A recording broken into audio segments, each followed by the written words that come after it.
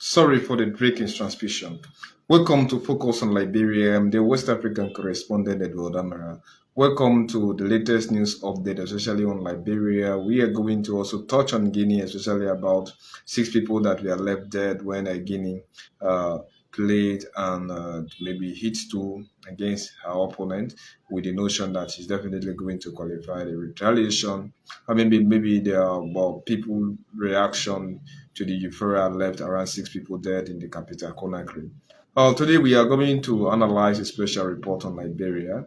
We are going to see how Liberia moves away from electing their youngest ever leader to electing the oldest on the continent. We are going to watch at those ramifications, read about them, and see what are some of the things that Joseph Imabwakai will possibly come up.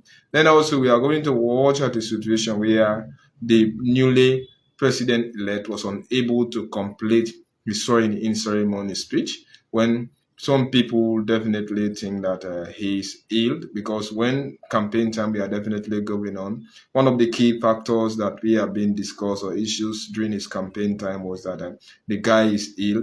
He is 79. By the time he comes into office, he will be 80. And if you watch at him, by the time his time expires in office, he could be 85. People are even saying that he's not physically strong to tackle the growing problems of Liberia. Because Liberia is facing compounded problem, corruption, illiteracy, high level of unemployment, drugs addiction, then also lack of infrastructure.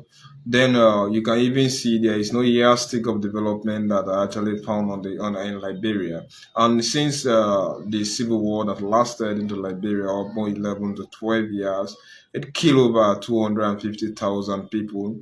It left the infrastructure deeply dilapidated, corruption so high, and unfortunately for the Liberians, after after the civil war, or maybe just 1996, and the first end of their the initial end of their first civil war, they got another rebel leader elected in the person of Charles Gakwana Gange Taylor, who led the country. By the time 2002, he was forcibly taken out of Liberia, sent into exile, later on tried for crimes he committed, economic and war crimes that he committed against Sierra Leoneans. He's now being sentenced to up to 50 years imprisonment and is definitely in the UK serving that time. Unfortunately for Liberia, the dichotomy between Liberia and Sierra Leone is the fact that after the civil war into Sierra Leone, those who bore the greatest responsibility actually were tried, convicted into court, international court, and we are sentenced for various crimes that they committed.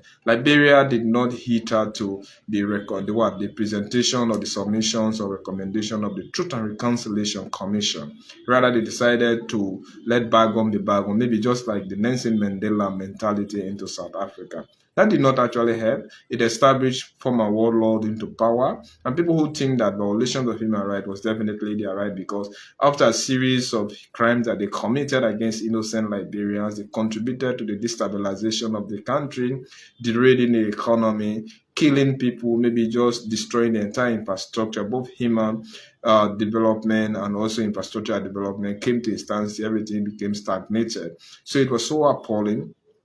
So dastardly, we saw those people coming up again flamboyantly into showy manner. They also had top government offices, and they started also making decisions on behalf of those whom they have traumatized, on behalf of those whom they are now living at the detriment of their own success.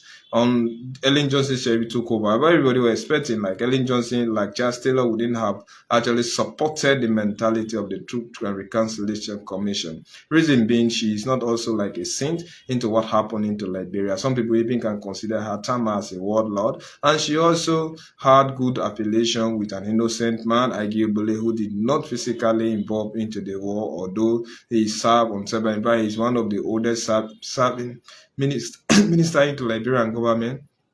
That is the current president, Joseph Boakai. But now we saw another young man who came into power, George Oponweya. People were thinking that, oh, Weah could be the savior. He could be the Moses of Liberia, with the notion that he could be able to prosecute Liberians who actually involved into the war. But unfortunately, Weah could not do such thing because Weah was also aided to his presidency, but the popularity of Charles Gakwana Gangetilo, unarguably or arguably, depend how you watch at it, because no matter how you watch at the Liberian society, Charles Taylor still remains to be absolutely popular. Although he is not there when he gets into Liberia, Pape, this, that, whatsoever thing. Maybe some people he managed to radicalize the society, and some people just think and believe that Liberia cannot grow beyond its current stakes.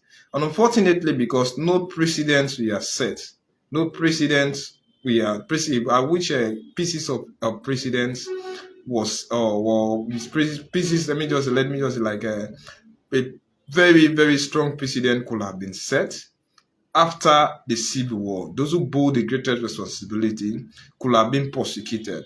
That could have set as a deterrent to anybody who may want to inflict harm on the society. But it was so unfortunate, it was so surprising that they could not be prosecuted at the end of the day. Those same Liberians that created harm, that inflicted harm, that out of their own nefarious attitude, their vindictive mentality, they still came back to Liberia and started lording it over the head of Liberians. Then there are some of them think and feel that the Liberian society, there is no justice. In fact, there is actually, told me in the Liberian society, there is freedom of speech, but there is no freedom after speech. You see the like of Jure Howard Taylor. How can you disassociate the first lady from the crimes that her husband committed while she was actually while the husband was in office, while she was serving as the first lady? So you could see the same rebellious mentality was continuing. So the society did not set any precedent. Now we are now seeing another set of person coming into power. Of course, with Jeremiah being his vice president, coming from maybe the northern part of Liberia in Nimba County. Then we are also seeing Joseph Nyuma Boakai coming from Lofa County. He's a Kisi, a minority from one of the minority tribe into Liberia, maybe well-established tribe, but they are very infinitesimally into number compared to other tribes. Somebody would have think that this man. But unfortunately, even during the time of campaign, people were questioning the health of Joseph Nyuma Boakai. They even used to call him the Sleeping Joe. But if Joseph Boakai can be elected and Joe Biden is also vowing for presidency to Liberia, I don't know how we are going to mimic what is happening from Liberia. And even when Joe Opombia was actually elected into office, watch at it. What did he do as a young man? What precedent did he set? His government become absolutely corrupt. Ministers were so reckless. And we saw people who even committed crime could not be successfully taken out of the government till the United States started to lay some sanction of them. That was when the so-called administration of George Weah retaliated by sacking those ministers. And unfortunately, those same guys who were sacked run on the ticket of the ruling CDC party by then, and they also won senatorial position, which is absolutely sad. Absolutely sad. And we witness those things. That is at the detriment of the Liberian. Am I right? If the TRC would have been into effect, and those recommendations of the TRC actually infected, I think and feel that those guys who were under sanction shouldn't have been given the mandate to run for public offices into Liberia, because they have mortgaged their reputation. But that was how George Weah still managed to manipulate the system. And the mojo that he came into 2017 and won the election, he lost that mojo to a very old man. But you are now watching at the man. Of course, he could be conversant with the Liberian society. He has been to Liberia for quite a long time. He knows what happened. He had some key ministerial positions, and he think and feel that he can end corruption, improve the infrastructure, provide enough food for the people. But with his age, just take a common example. This so-called elected president could not end what they say in ceremony speech. And he became exhausted. You could even see some people, even with the other side, even during the campaign time, Joseph Nyuma used to wear black shade. They will tell you that it is because of the eyelid, but all of those things we are just like trying to camouflage certain things. It was a clearly maneuver system. Now look at it. Let's talk. Let us say fact. There are times a leader should not only be mentally strong, but physically strong. And when we talk about illness, it doesn't really matter how it is.